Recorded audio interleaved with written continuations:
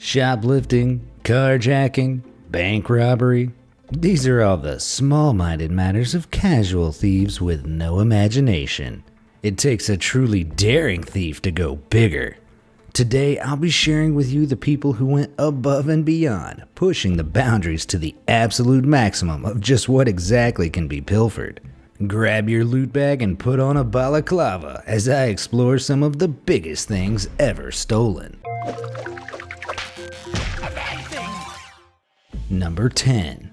Easy Air Miles. May 25th, 2003. An entire Boeing 727 was stolen right off the runway of Quatro de Fevereiro Airport in Luanda, Angola. It did not have clearance to fly, it did not communicate with air traffic control, and it has never been seen again. It just veered precariously onto the runway and took off without any lights on. The FBI and the CIA searched the globe for years and couldn't find so much as an in-flight peanut. Two men were seen boarding the plane before it took off. American pilot and flight engineer Ben C. Padilla, and a mechanic from the Congo named John M. Matantu. Neither of the men were ever certified to fly a 727, but both had been helping to carry out renovations on the plane in the months prior. Padilla's sister has stated that she believes he was somehow coerced into stealing the plane and is now held against his will somewhere. Others have speculated, based on the fact that Padilla was previously found guilty of fraud, that the theft was a money-making scheme. The mystery, to this day, remains unsolved. Number 9. A bare bones operation. In a bizarre court case known as United States versus one Tyrannosaurus bataar skeleton, the matter in question was a stolen dinosaur. The ordeal began when Florida man Eric Procopi brought the fossilized skeleton of a Tyrannosaurus bataar, a relative of the Rex we know and love, from Mongolia to the UK, and then to the US. In customs, he claimed that the bones came from UK soil. On reaching the US, Procopi auctioned off the dino for over $1 million. However, when the Mongolian government became aware of the dinosaur's true origin, they prevented the sale being completed. According to Mongolian law, fossils are culturally significant and their removal without official approval is illegal. As a result, Procopi was arrested on counts of conspiracy to smuggle illegal goods, possession of stolen property, and giving false statements. He went to jail for 3 months, and the skeleton went back to Mongolia. For something that's been dead for millions of years, the Tyrannosaurus bataar had quite the trip. Number 8. Crime of the century. Stealing a tree is never an easy task. But if this perplexing case from 2012 is anything to go by, the older the tree, the harder it is to steal. Indeed, it took a lot of planning and patience for poachers to steal one particular red cedar tree from Vancouver Island, just off the southwestern Canadian coast. At 800 years old, the tree was a full 9 feet wide at the base, and the high quality of its wood made it an unfortunate target for poachers. On a routine stroll, park rangers had been baffled to find the tree cut 80% of the way through. It seemed someone had attempted to steal the giant tree, but had given up. Rangers brought in professionals and had the tree safely felled to avoid it collapsing and crushing unlucky hikers, leaving it to decompose and feed the forest. But this was all part of the thieves' plan. With the tree felled safely, they returned and stole the whole thing. Speculation arose as to how the thieves were able to source the heavy-duty machinery necessary to transport the colossal tree away, but however they did, it was never seen again. Number 7. Enlightened by thieves. For Buddhists at a temple in Tacoma, Washington in 2015, enlightenment came, as usual, by letting go of material objects. Only this particular type of enlightenment was much more literal than usual, as it involved the loss of a 3,000-pound, 12-foot-tall copper monastery bell. Police were baffled as to how thieves managed the theft due to the bell's enormous weight and size. The temple abbot speculated that the people who stole it wanted to make money, with no consideration for the significance of it and how important it is in the presence of Buddhism. Indeed, bells are commonly used to signify the beginning of meditation, making them highly sacred to Buddhist monks. The thieves likely melted the bell down to sell the copper, or may have turned to the black market for a buyer. I doubt a pawn shop would accept a suspicious 3,000-pound religious bell. But sometimes a bargain's a bargain. After all, you never know what is gonna come through that door. Number 6. Brick by brick blasphemy. Christianity also experienced pious plundering in 2008 when thieves made off with an entire church. The holy building had stood in the village of Komorova since 1809 and was hauled off brick by brick. Initially, the theft went unnoticed as the church wasn't being used at the time and was located in a remote area of the town. Church officials had been considering resuming use of the building, but that plan was dismantled before their very eyes. Of course, they could still gather in the open-air foundations of the building every Sunday morning. In rural Russia, churches are targeted more often than you'd think, as religious icons and building materials can be sold off for a profit. I like to think it all comes down to foul play between rival churches, but you'll have to ask the Pope.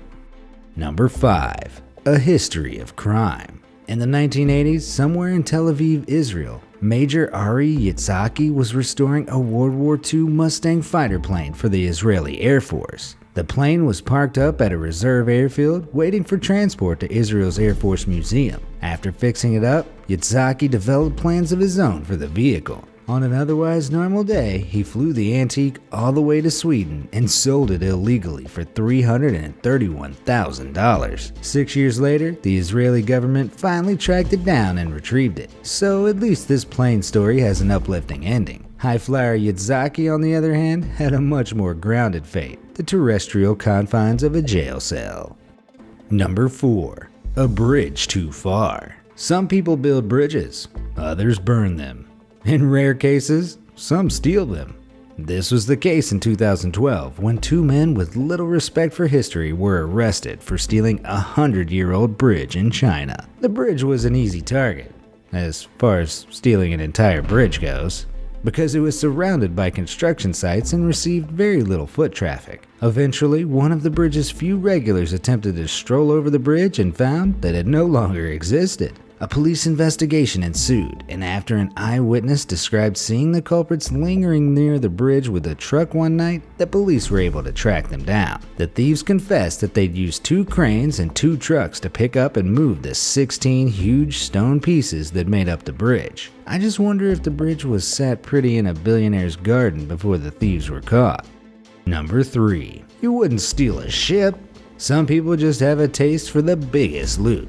And I don't just mean kids stealing their parents' credit cards to pay for upgrades on Fortnite. In 2017, Somali pirates with tastes on the large side managed to hijack a fully loaded oil tanker. The ship, called the Aris 13, had decided to take a time and fuel-saving shortcut through what's known as the Socotra Gap. They soon regretted the shortcut after their ship got hijacked by local pirates. In a scenario reminiscent of a certain Tom Hanks film, ransom discussions soon began regarding both the crew and the ship's contents. Once the pirates realized the tanker was under the employ of prominent Somalian businessmen, who Somali pirates tend to avoid tussling with, they released the crew and later the ship without ransom. Despite being one of the biggest thefts of all time, the payout was nothing but deep water for the pirates.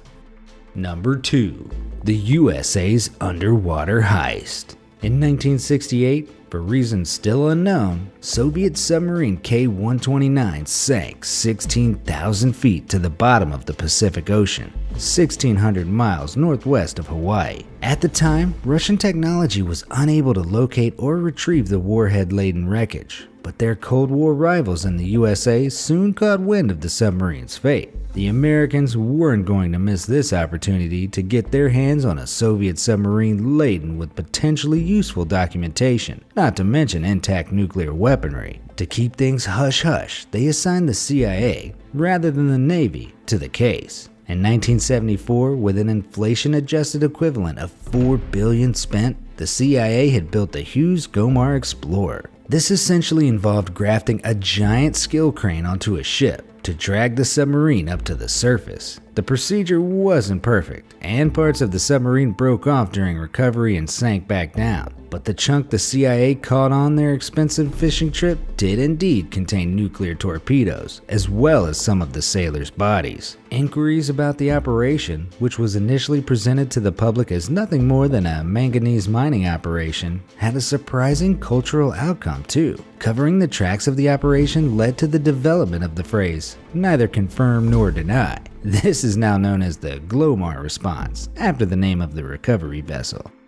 Before I reveal the biggest thing ever stolen, there are some honorable mentions that I'd be remiss not to acknowledge. While not enormous in the bigger picture, a special hat belonging to Greg De Silva of Cape Town, South Africa was the largest of its kind. Made using 1,000 eggs, Greg owned the largest egg hat the world had ever seen. Tragically, Greg's eggs were stolen during a 2011 trip to Germany while he was hospitalized with heat stroke. The hard-boiled summer heat left him scrambled, and the theft was no joke. You can only imagine what the thief must have looked like making a quick getaway, presumably in a convertible. If that wasn't wacky enough for you, in 2017, a 12-foot tall inflatable gorilla with stylish shades designed to lure customers into a car dealership was deflated and stolen in Texas. While undoubtedly humorous, the gorilla cost $10,000 and the thieves were never caught. This wasn't the first theft of its kind in the world of American dealerships, with an even bigger 35-foot tall inflatable gorilla being stolen in 2006. Harambe frowns down upon us all.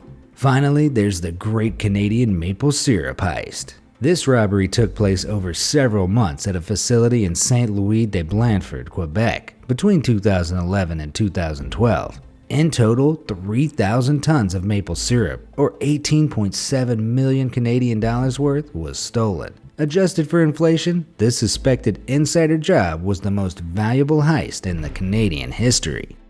Number 1.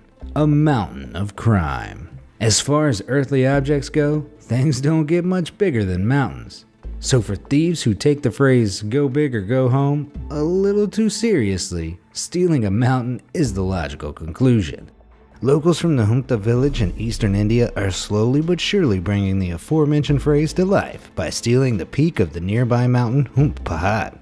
Locals chip away the rock to sell to property developers and use the earnings to feed their families. The village doesn't have much else in terms of industry, so people work 11 hours a day hewing the peak from a point into more of a stub. While this is in fact illegal, local authorities tend to turn a blind eye, as the mountain is one of the few sources of work in the area. A local businessman has even laid a claim of ownership upon the mountain in an attempt to remove the criminal edge from the operation, but the authenticity of the claim is questionable at best. Unless something changes, the locals will eventually have stolen an entire mountain. Impressive. Were you shocked by any of these sizable crimes? What's the biggest thing you've ever had stolen? And more importantly, does this egg hat make me look fat?